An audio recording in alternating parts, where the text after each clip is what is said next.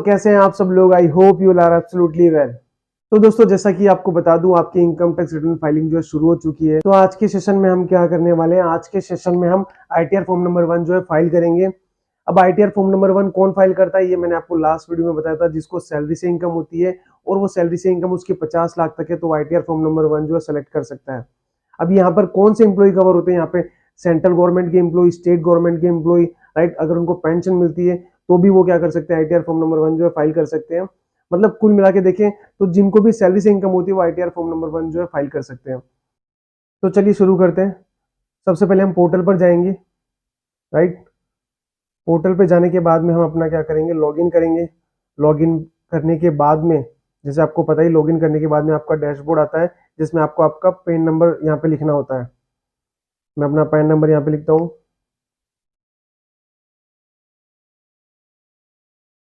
फिर पासवर्ड लिखेंगे, राइट। अब देखिए ऐसा आपको डैशबोर्ड देखने को मिलेगा। अब यहाँ पे पूछा है सेलेक्ट असेसमेंट ईयर, तो आपको पता है आपका असेसमेंट ईयर कौन सा है?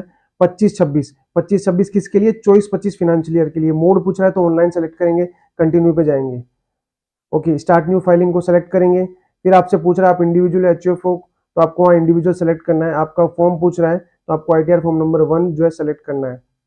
ओके पे क्लिक करेंगे, लेट्स गेट स्टार्टेड पर जाएंगे।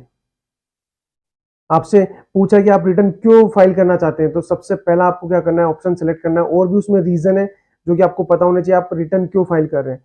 तो सबसे पहले हम क्या करेंगे? अपना 26 एएस और एआईएस टीएस जो है चेक कर लेंगे। उसके बाद ही हम क्या करेंगे? अपनी जो रिटर्न फाइल करेंगे। तो सबसे पहले हम 26 एएस देखते हैं अपना, कि 26 एएस में हमको क्या क्या दिख रहा है। अपना असेसमेंट ईयर सेलेक्ट करेंगे,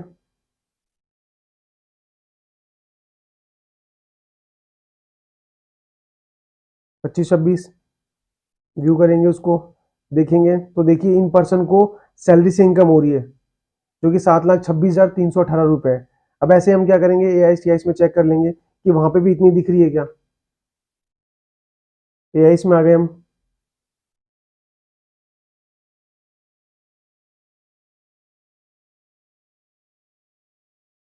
देखिए यहाँ पे भी सैलरी आपको इतनी दिख रही है, 7,26,318, राइट। सेविंग बैंक से भी उनको कुछ इंटरेस्ट हो रहा है और कुछ मिसलेनियस पेमेंट है। अब आते हैं आपके मेन जो है फाइलिंग के ऊपर। अब देखिए यहाँ पे आपको बहुत सारे पार्ट में जो क्या करनी है, फाइल करनी है। तो सबसे जो पहला जो उसके अंदर फाइलिंग है वो है आपकी पर्सनल इंफॉर्मेशन। आपको सबसे पहले देखने को मिलेगी यहाँ पे, देखिए नेचर ऑफ एम्प्लॉयमेंट पूछ रहा है आपसे। तो मैंने आपको बताया था आप किस तरह के एम्प्लॉय आपको बताना होगा। अगर आप कोई भी गवर्नमेंट के एम्प्लॉय नहीं है तो आपको अदर सेलेक्ट करना है, जिसमें कि आप प्राइवेट जहाँ पे भी नौकरी करते हैं उसके बारे में डिटेल यहाँ पे मतलब फिल की जाती है, जो कि अदर के नाम से आती है। मतलब आप गवर्नमेंट के एम्प्लॉय नहीं है, आप अदर एम्प्लॉय है। फिर आपसे फाइलिंग पूछता है आप कब फाइल करें, तो आप ड्यू डेट से पहले फाइल करें तो 1391 में आ जाएगा आपका। फिर वो पूछ रहा है बीएससी से आप बाहर जाना चाहते हैं, न्यू से बाहर जाना चाहते हैं, न्यू टैक्स रिजीम से नहीं, तो ऑप्ट आउट आपको सेलेक्ट नहीं करना है, राइट। फिर आप आएंगे सेकंड वाले पर, जहां पे आपको आपकी सैलरी की इनकम देखने को मिल जाएगी। तो आपको ग्रॉस सैलरी में आपकी जो पूरी सैलरी डालनी है यहाँ पे आपको, राइट। फिर ये सारी चीजें आपको छोड़ देनी, अगर है तो आपको फिल करनी है। फिर कंफर्म पे क्लिक करना है आपको। एक चीज ध्यान रखना, आपको ग्रोथ सैलरी का जो बाइफरकेशन नहीं करना, पूरी सैलरी आपकी जो टेक्सेबल है उसके अंदर न्यू आपको रिजीम में पता ही होगा। अब यहाँ पे डिडक्शन के बारे में पूछ रहा है, आपको पता है न्यू जो टैक्स रिजीम है उसके अंदर जो आपको डिडक्शन नहीं मिलते, लेकिन कुछ स्पेसिफाइड जो डिडक्शन है वो मिलते हैं, उनको आपको कंफर्म करना है। फिर आपका कोई टीडीएस वगैरह कटा हुआ है तो उसके बारे में आपको डिटेल देखने को मिल जाएगी। टीडीएस कटा है आपका, चाहे सैलरी से कटा है। अगर सैलरी से कटा होता तो वो यहाँ दिखता आपका, अगर सैलरी के अलावा कहीं कटा होता तो वो यहाँ दिखता आपका, राइट। फिर आपने कोई टीसीएस कलेक्ट किया होता आपका किसी ने तो वो यहाँ दिखता, आपने कोई टैक्स पे किया होता तो वो आपको यहाँ दिखता। आपको सब चीजें कंफर्म करते हुए चलना है आगे। देखिए जो जो चीज कंफर्म होती जा रही है, जो जो टैब वहां पे ग्रीन टिक आ रहा है। अभी आपका कंप्यूटेशन पूरा दिखा रहा है कि आपकी क्या लाइबिलिटी बन रही है, क्या आपका टैक्स पेमेंट बन रहा है। अब यहाँ दिख रहा है कि हमारा जो टैक्स बन रहा है 17,592, मतलब 17,592 आपका जो टैक्स बन रहा है। लेकिन ये सारा का सारा टैक्स आपका जो 87 है में जो रिबेट मिल जाएगी आपको उसकी,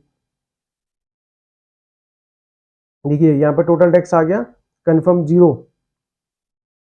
अब देखिए जो जो चीज आपने फिल कर दी है वहां पे ग्रीन मार्क हो चुका है, ये सारे बॉक्स जो है भरे जा चुके हैं।